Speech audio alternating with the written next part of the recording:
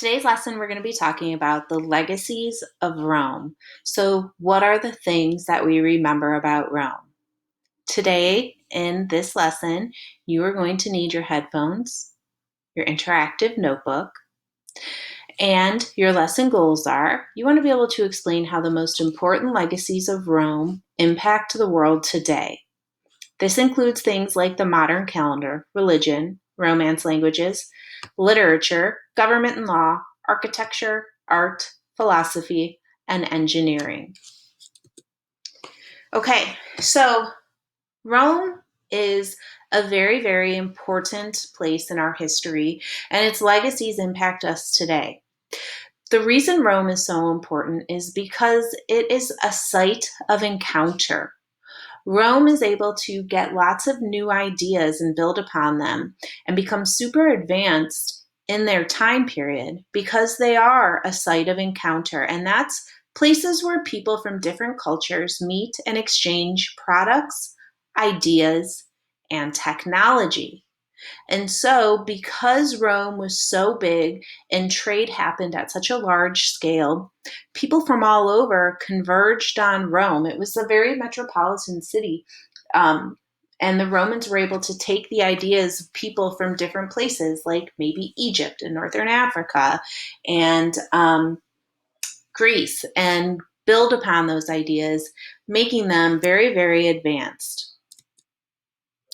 And so we remember Roman legacies. A legacy is something that stays behind when a person or a place is no longer there. So if you think about it, you might plant a seed to grow a tree.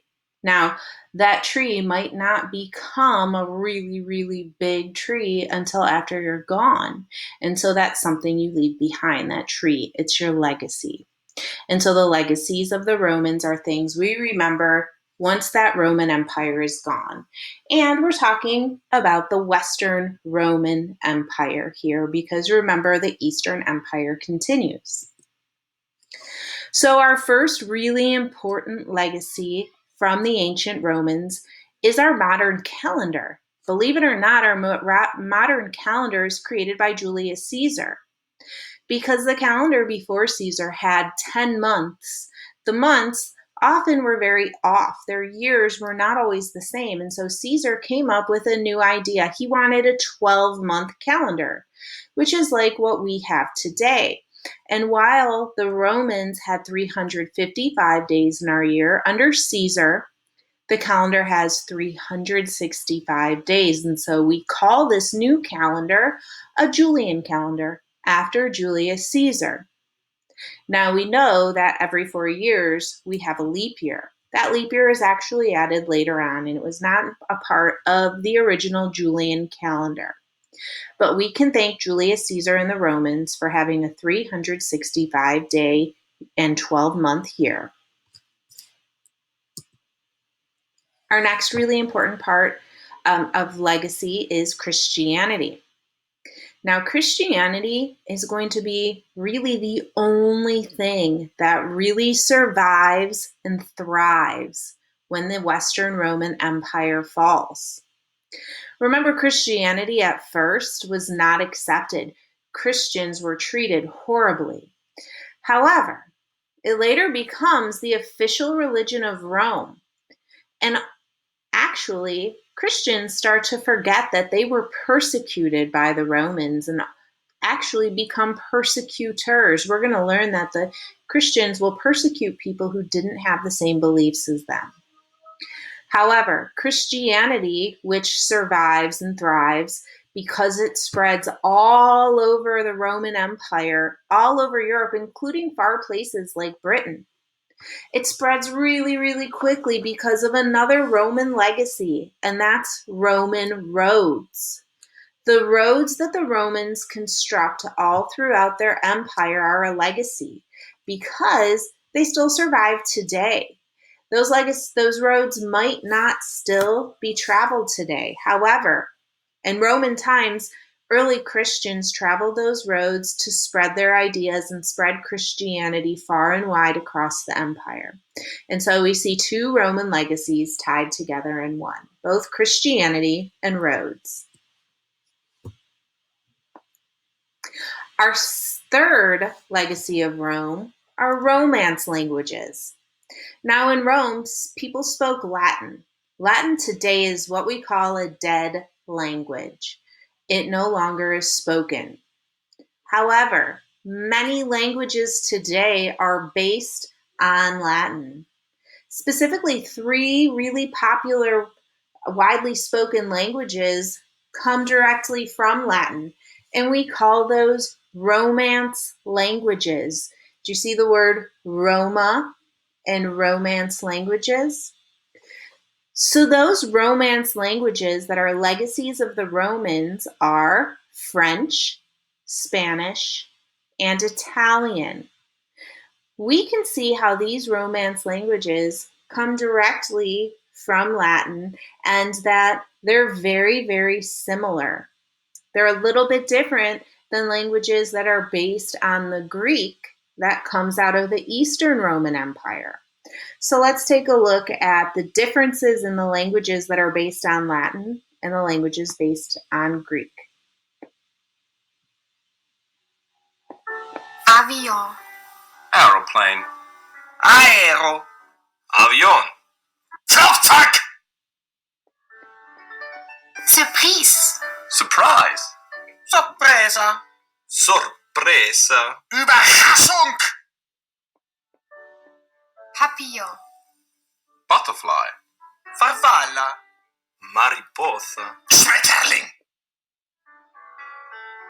Stilo. Pen. Penna. Plume. Kugelschreiber. Marguerite. Daisy. Margarita. Margarita. Gänseblümchen. Ambulance. Ambulance. Ambulanza.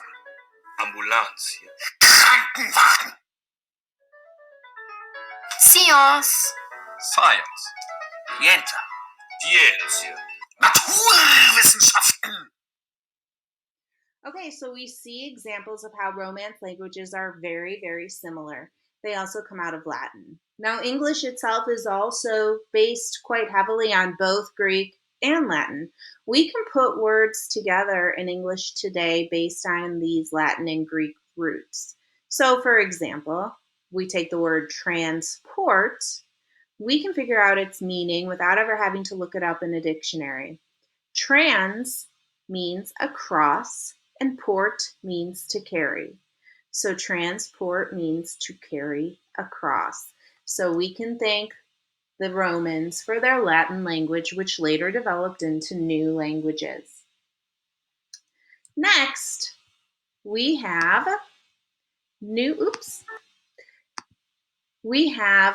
literature. Now, literature in ancient Rome isn't a brand new idea. In fact, Roman authors drew heavily on Greek culture. Remember, the Romans are kind of the world's best copycats.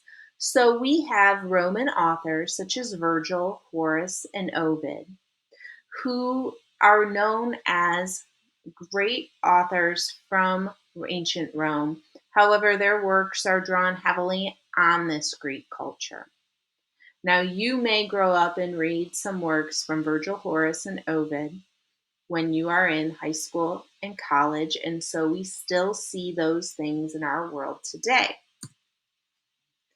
Now, Roman government and law, we already know, is a legacy that impacts us today because when the United States was founded, our founding fathers looked back on Roman government and they thought that it was a great model for what they wanted. And so Roman government influences the United States government impacting us today. Specifically, things like the Roman Senate, checks and balances, and the ability to veto are things that are directly in the United States laws, constitution, and government. So when we talk a lot about the way that Roman government impacts us today, we would specifically mention Senate, checks and balances, and veto power. Roman engineering impacts us today.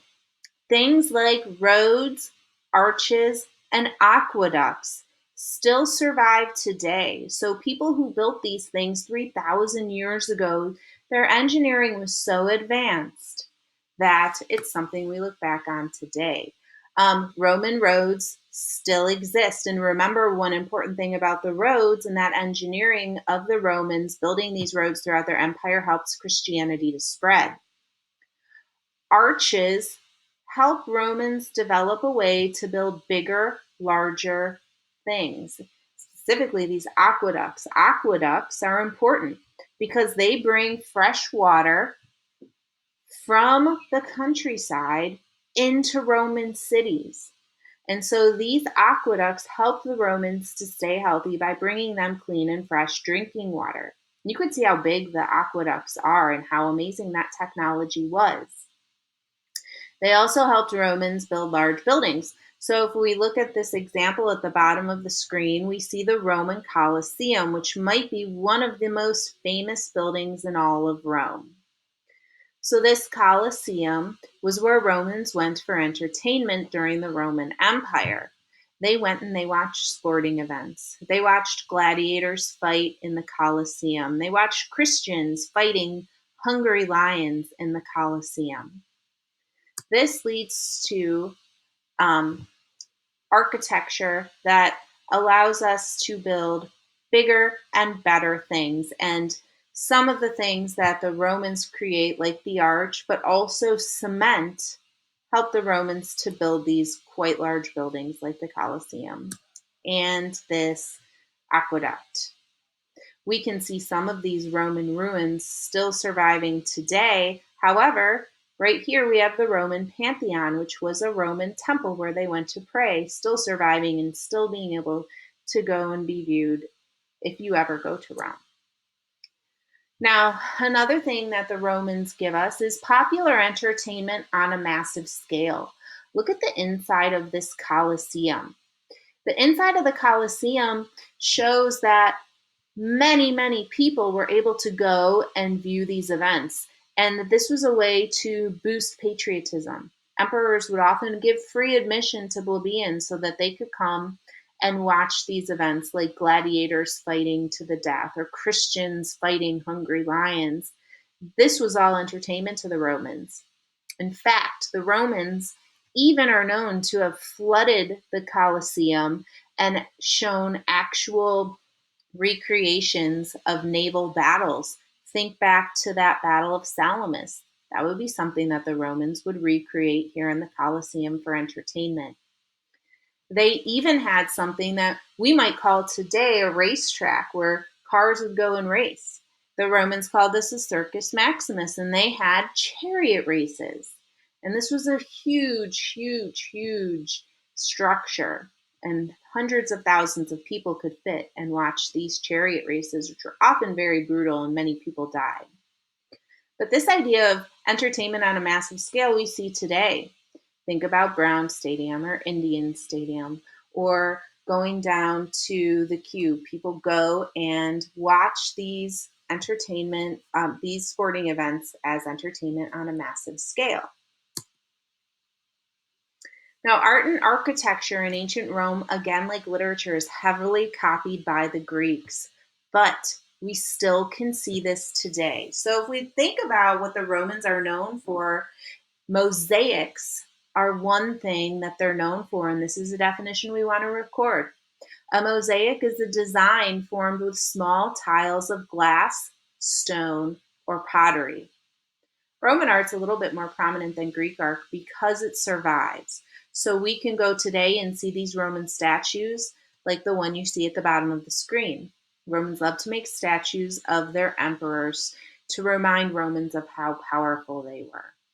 You can see these surviving mosaics at the bottom of the screen as well.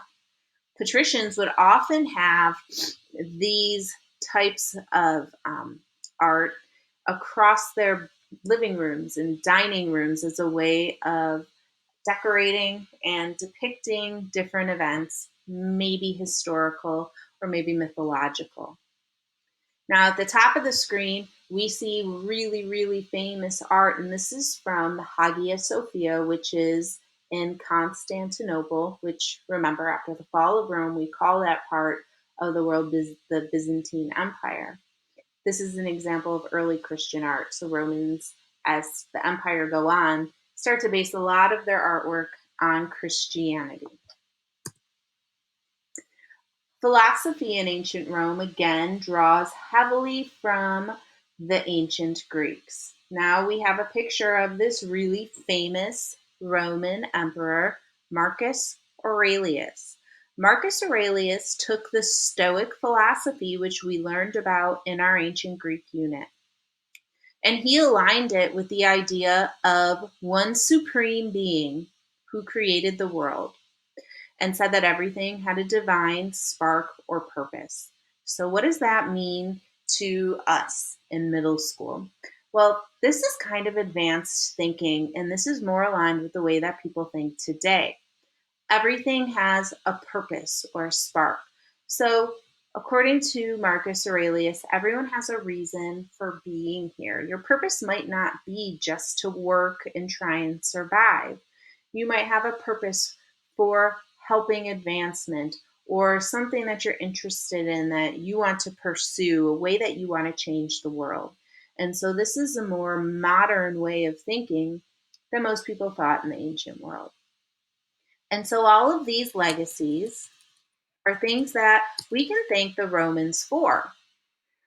Any of these legacies might be shown on your final exam, and you may have to explain how a specific legacy impacts our world today.